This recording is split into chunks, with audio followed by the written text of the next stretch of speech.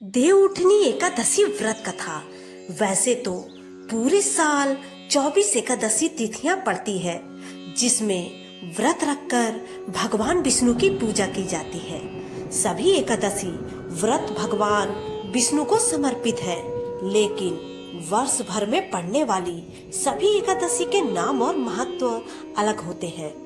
पंचांग के अनुसार कार्तिक महीने के शुक्ल पक्ष में पड़ने वाली एकादशी तिथि को देवउठनी एकादशी कहते हैं। इसे देवस्थान एकादशी या प्रबोधिनी एकादशी के नाम से भी जाना जाता है।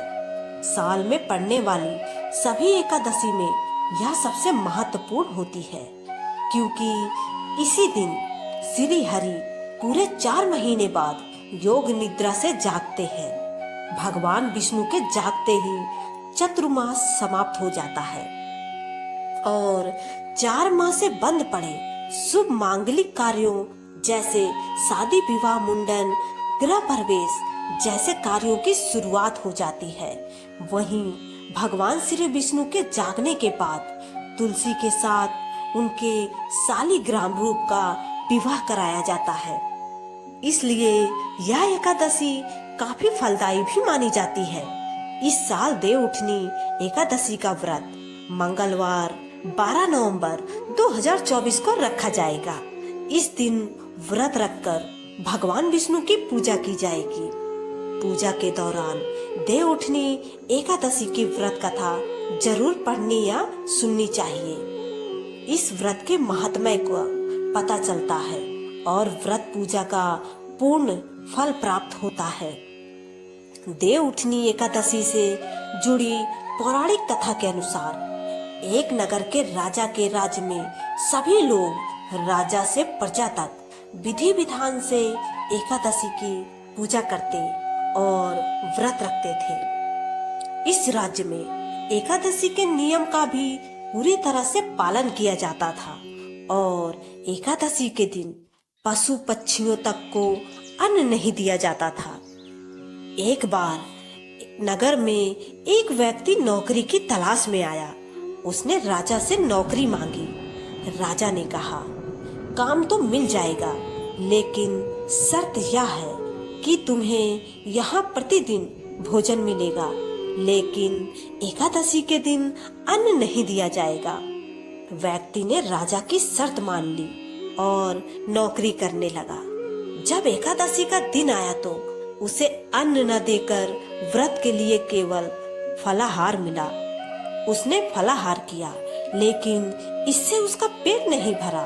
उसने राज दरबार में पहुंचकर राजा से कहा कि फलाहार कर उसका पेट नहीं भरा, अगर उसके कुछ अन्न नहीं खाया तो उसकी मृत्यु हो जाएगी। उसने राजा के सामने हाथ जोड़कर अन्न दिलाने की प्रार्थना की। तब राजा ने उसे शर्त की बात याद दिलाई, लेकिन इस पर भी वह राजी नहीं हुआ। आखिरकार राजा ने उसे आटा, दाल, चावल आदि दिलवाया।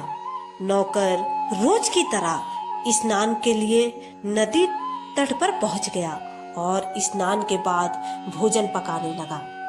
भोजन तैयार कर वह ईश्वर को इसे स्वीकार करने के लिए पुकारने लगा।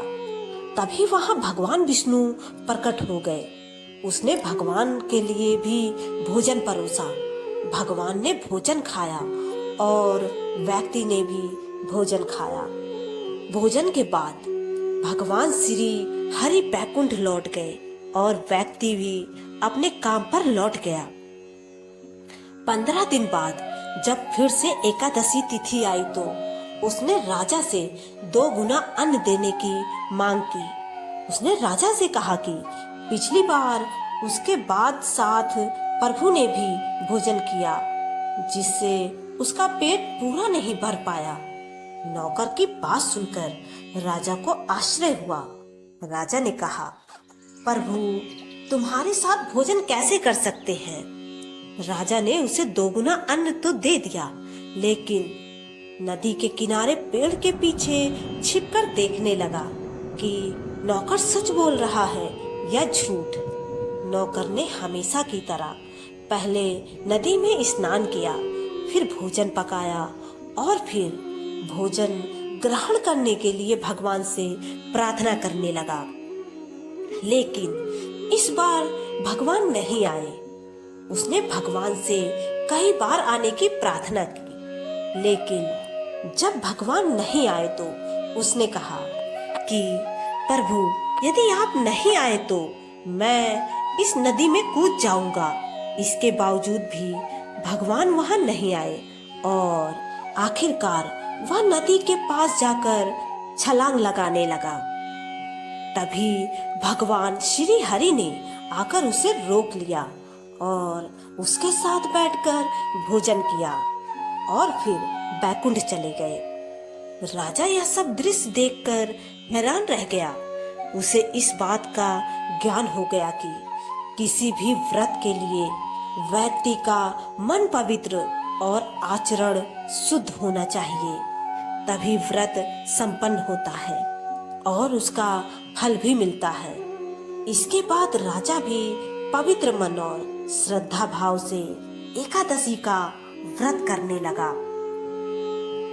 जय श्री हरि विष्णु की जय। श्री राधे राधे।